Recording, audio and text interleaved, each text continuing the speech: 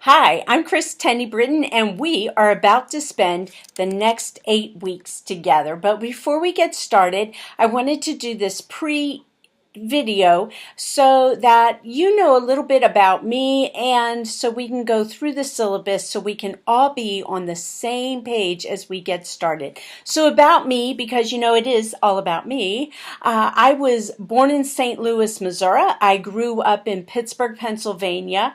I spent a year as a beach bum in Daytona Beach, Florida, and began to really grow up then into my young adult and adult years in Atlanta, Georgia. I've lived in rural southeast Kansas, in Seattle, in the Federal Way area, and just south of Tacoma as well, and in Renton and Kent. I'm now here in Columbia, Missouri, which is halfway between KC and St. Louis, KC, Kansas City, and St. Louis on I-70. I should add that I live part-time here in Columbia where we have our house and our home, but we also have an apartment in Kansas City where my husband is the senior minister at the Raytown Christian Church. I received my bachelor's degree with high honors from Agnes Scott College. I majored in sociology and ancient Greek, and I minored in classics and anthropology. I have a master of divinity with honor from Emory University with emphases in New Testament and small groups. I have a doctor of ministry with distinction from the Bakke Graduate University in Seattle with emphases in organizational transition and leader development. I was ordained into the Christian Church Disciples of Christ in 1994. I started as a United Methodist. I made my profession of faith as a United Methodist when I was 22. But when I was in seminary, after my first year, when I met my now husband, we ended up switching our denominational affiliation to the Disciples of Christ. Well, I've served in a variety of capacities in a variety of churches. I got my start as a church secretary and administrative assistant in a small inner city church in Atlanta. I served as youth and children director in a large suburban congregation outside of Atlanta. I was an associate minister in a county seat in Georgia, a solo pastor in rural congregations there in southeast Kansas and in Columbia, Mo. I was that church planner in Seattle, went on from there to serve as associate regional minister in Northwest region, then senior minister of a multiple staff congregation in the very wealthy community of Bellevue on the east side of Seattle. In fact, Bill Gates and Melinda Gates and their children were living just maybe 3 miles away from the church, and their children came to our children's program after, while they were young. From there, I came to Columbia here, where I served as the Northeast area minister and on the regional minister team of Mid-America for 9 years. I've started 2 helping agency. I worked as the senior consultant on an evangelism study that was funded by the Lilly Endowment. I was the founding co-facilitator of another Lilly Endowment project that today continues to work with young ordained ministers serving in a congregation during their first 3 to 5 years of ministry. I've been bivocational, usually in law offices as a paralegal or as a temp. I am currently a consultant and holistic coach for the Effective Church Group, and I offer spiritual direction in Columbia, in Kansas City, and beyond for those who use Skype, Google Hangouts, and FaceTime. What I want you to know about me is that my personal mission is to equip, empower, and encourage leaders and ministers. That's why I provide consulting, holistic coaching, and spiritual direction. I don't have a lot of patience for those who are not trying to live up to their potential. I don't have much tolerance for people who continually make excuses. Now, there is a difference between reasons and excuses, and reasons I understand, but if you are continually finding yourself with reasons for not being able to finish your classwork, for not living up to your potential, then we probably need to have a conversation about what's going on and whether or not this is the time to take this class. Let's see. Final piece I would like you to know about me is I am married to the Reverend Dr. Bill Tenny-Brittian, who is a partner in the Effective Church Group. Also, as I said, the senior minister for the Raytown Christian Church. Together, we have 5 children, 3 of whom are my bio children. He's adopted, and he has 2 bio daughters as well. We have 8 grandchildren. Our children and our grandchildren live from here in mid-Missouri all the way over on to the West Coast, where they live in Washington and Oregon.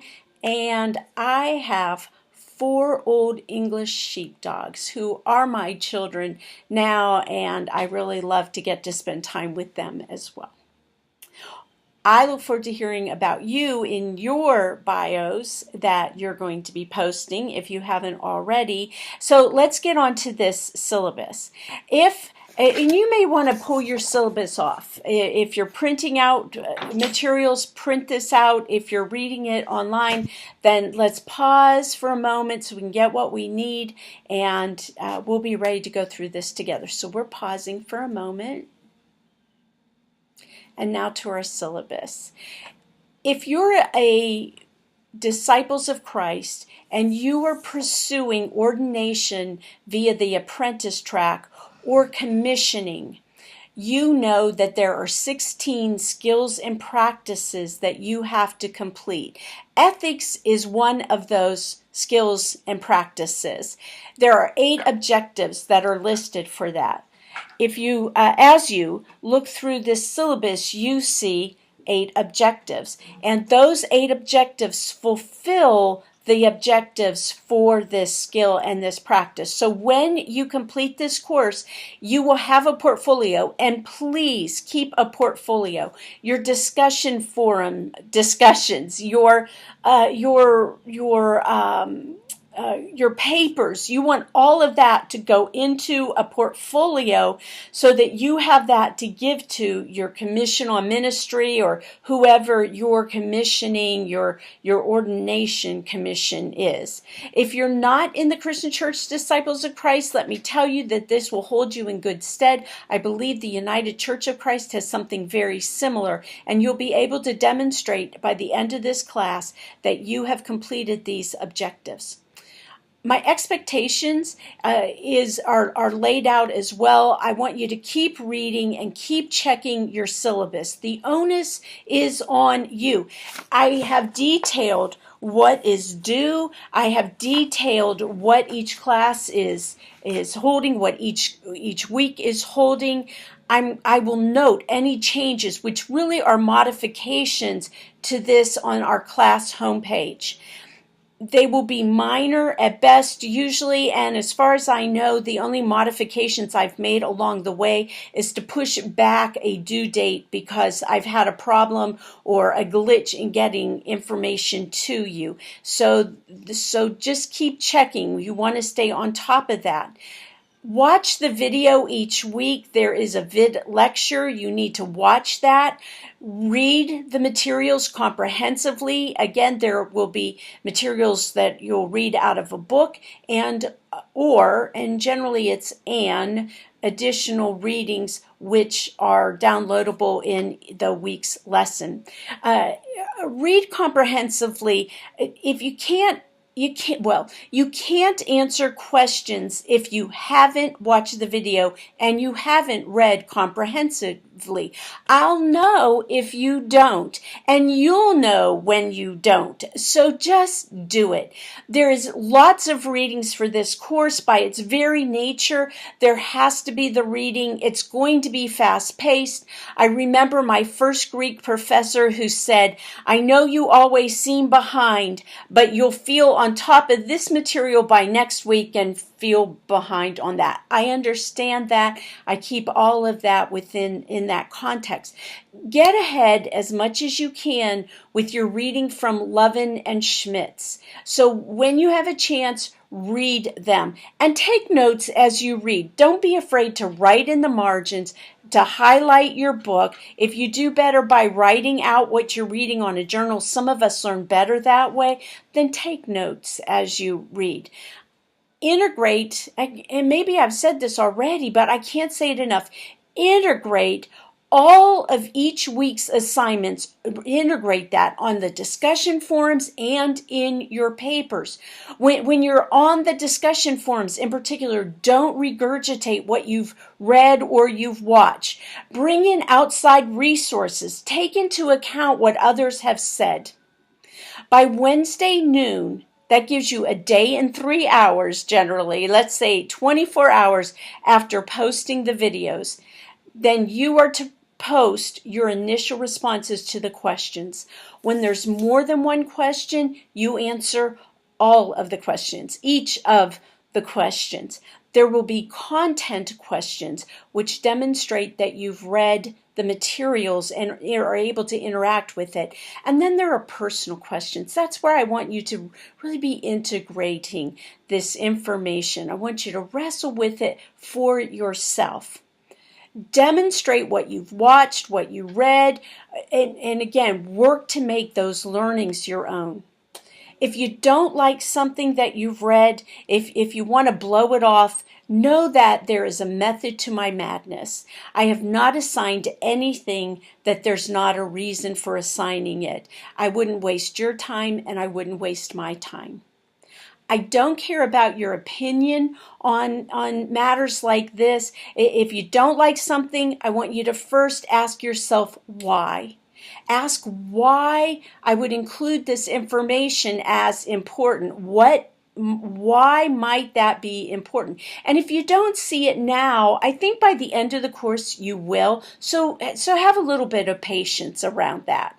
Ask inside you, what's making me push back? What is it about me that you personally, right, that's having you push back against this material? What's it affecting or infecting inside you?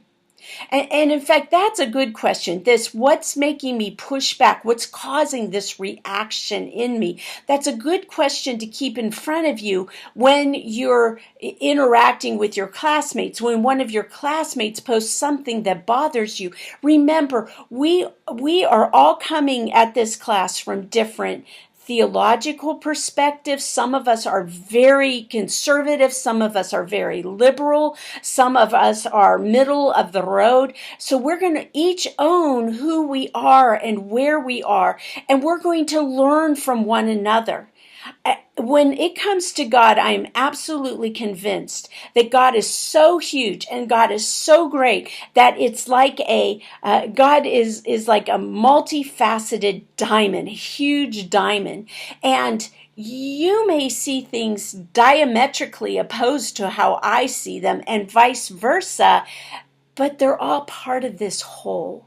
And it's this push and this pull that brings us all together. So we have something to learn from one another. By Wednesday at noon, you're to post your initial responses to the questions. By Thursday noon, so within 24 hours after your initial post, you're going to interact with at least 3 other classmates' posts. I have yet to teach a class that people are not interacting with everybody's posts. And I've been teaching here since 2011. When you post thoughtfully, respectfully, and ethically. Remember, this is an ethics class.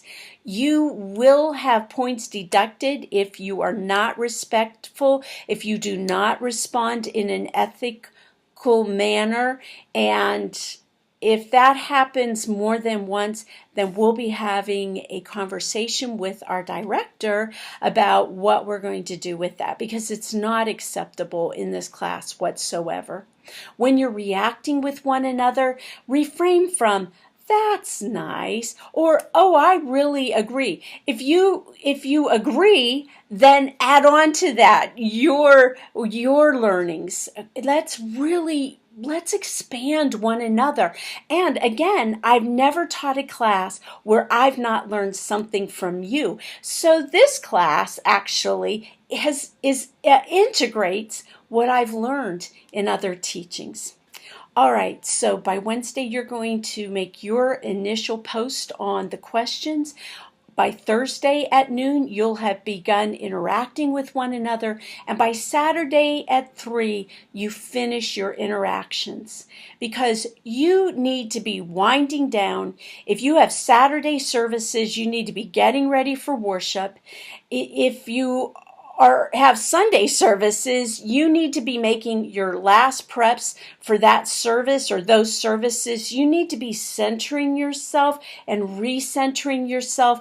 And remember, it's our priorities are God, you, taking care of you, your family and closest friends, family, however you define family, and then your church. We're going to talk more about that in subsequent weeks, but you've got to take care of you. You've got to step back, and I know how ministers and church leaders push themselves to ridiculous boundaries. So 3 o'clock is your last post. I want you to keep posting as late as you can into Saturday. At 3 o'clock, though, we'll shut down the forum. You can go back and check, but no more interactions after that. We're done, and then you are done until we are back together at 9 o'clock on Tuesday mornings. I want to say again about the syllabus, this case talking about the grading chart, which you'll find on here. You have an A right now. I start my classes where everybody has an A. To keep that A, you have to do what we've just talked about. Respond comprehensively, read, watch the video, demonstrate your interaction and integration of the material. I'm looking for depth in your initial responses to the questions and depth in your interactions with your classmate. Do not miss deadlines. If you look at this, you just start taking off points by missing deadlines, by posting late, off it goes. By not interacting by Thursday at noon, down it goes. By not turning in a paper on time, down it goes. So if you know you've got a wedding, if you know you're getting married, if you know you're going to be on vacation, if you're having a medical procedure or planned hospitalization, tell me as soon as possible. Don't ignore it. Don't put it off. I'm thinking about medical procedures or planned hospitalizations that you need to have done. You don't want to put those off, but let's try to get your work ahead and done ahead of time. Tell me as soon as possible. So if you know about these weddings or vacations, tell me now. No excuses. I have a bit of grace. I really do, but don't push too far. Do your best. Work up to your potential. Finally, I need to state up front that I use masculine pronouns for God. I know a lot of people have pushed back against that. When I went to seminary, we had to sign an inclusive language covenant where we would use only inclusive language for God. What I found was it wasn't okay to use masculine pronouns, but it was all right to use feminine pronouns. And what I have found in using this inclusive non-masculine and non-feminine pronouns for God or neuter pronouns for God is it gets very convoluted. So if you use feminine pronouns, use feminine pronouns. If you use masculine pronouns for God, use masculine pronouns for God. God has no gender. The Holy Spirit has no gender. When I was in seminary, I made up a word. I brought Greek and Hebrew together so that I could use that when I needed a masculine or I needed a pronoun for God. Now I just capitalize the pronouns for God. Marcus Borg, I got to hear him in a lecture quite a few years ago, and he'd finished the first lecture. And if you know Marcus Borg or you know of Marcus Borg, he really is a world-renowned teacher and theologian, professor, on and on. And it was a big deal to have him there at that lecture. And so he got done with the first lecture, and were there questions? And this woman stood up and challenged him on his use of masculine pronouns. And he said to her, I grew up with masculine pronouns for God, and that's what I use. God, just as I said, God has no gender. God is God, and we can't even think of a word to describe him or really to talk about him. And because of how I've been brought up, that's what I use. If you have a problem with it, it's your problem. Get over it, or you can leave. So there it is. I use masculine pronouns for God. I'm not assigning gender to him, not open for discussion, have had those discussions many, many, many, many, many, many times over many, many years. And it's just the way that it is, and it's going to be. Another piece is, if you have questions, ask them. Ask me. If you have a problem about something I've said, email me. Please email me and give me 2 or 3 times, days, times, and a number where I can call you. And let's make a date and let's follow up with a call. Let's take a breath. There's a lot here, isn't there? Are you feeling overwhelmed? I talk really fast. I know that. And the more excited I get, the faster I talk. If you're feeling overwhelmed, take a deep breath. I'm not overwhelmed, but I'm excited. So I'm going to take a deep breath. And I find this helpful, particularly when we're in situations that we're feeling anxious about, where we're overwhelmed, where we're not sure what to do or how to respond to something. And that may come at one time, sometime, multiple times through this class. So let me do this with you. We're going to breathe in for 4, and we're going to breathe out for 4. Don't hold your breath. So breathe in 4 and out 4. 1, 2, 3, 4. And we breathe in again, 4. Breathe in, 2, 3, 4, and out, 2, 3, 4. Do it with me. In, 2, 3, 4, and out, 2, 3. One more time. In, 2, 3, 4, and out, 2, 3, 4. I promise we're going to get through this together. So let's get started. I've got this first assignment for you here. My guess is, as I said at the beginning, some of you have already completed this. But let me tell you one more piece. It was Charlie Brown, and he was sitting down to take a test. Maybe you've seen this cartoon. He was sitting down to take a test, and he's fretting, oh my gosh, what am I going to do? How am I going to answer this question over and over and over again? And then he writes his name and said, well, that part's over. Well, here's all you have to do. If you haven't already, go up there and post your bio. Doesn't have to be more than a couple sentences, or it could be a paragraph, whatever you want it to be. That's not too hard, is it? Just your bio. Have fun with it. Let's have a great 8 weeks. Haven't been disappointed with that yet in a class. and I will see you on the discussion forums.